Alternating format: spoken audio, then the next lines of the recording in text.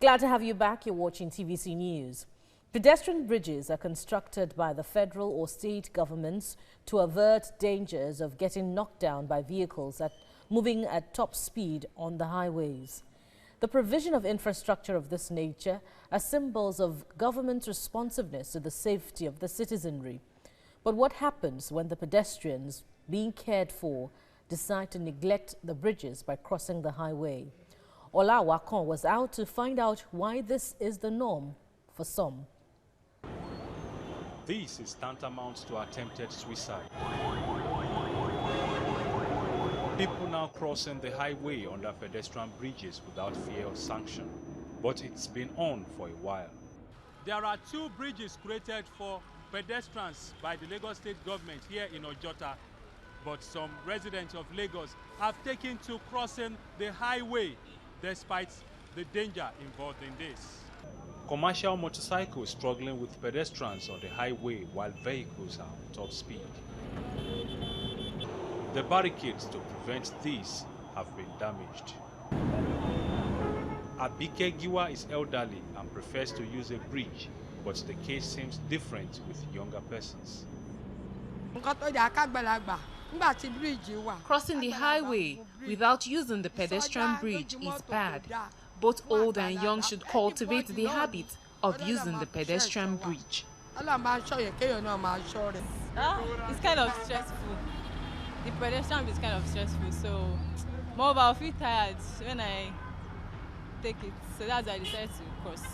I know it's not good, I know, but yeah, I just decided.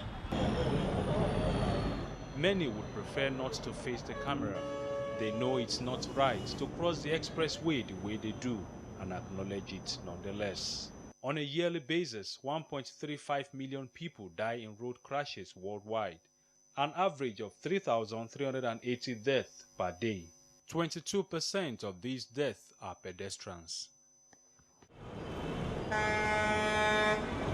For users of pedestrian bridges, safety is the major motivation. Who knows, I may want to cross and the car will just jump over my enemy, not me. So it's better for me to use the bridge. Well, less than a minute, I'm already on the other side. For government to provide these facilities, it's our money, it's our tax payments that government are using to construct this kind of a facility.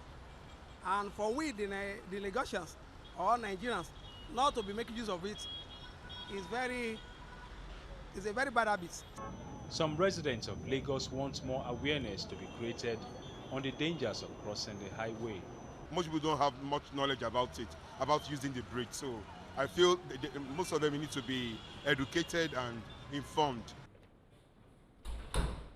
This is the Commissioner for Transport in Lagos. He says the present administration is concerned about the safety of residents of the state and offenders will be dealt with according to the law.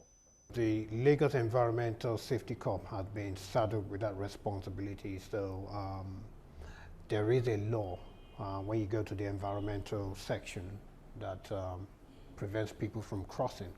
Now, in terms of cutting the barricades, etc., the police has the power to apprehend whoever cuts the barricade or arrest whoever violate. His message to road users is clear.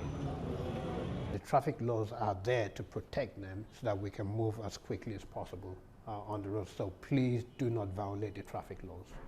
There are now 64 traffic offences and penalties in Lagos, but none against pedestrians who fail to use the bridges.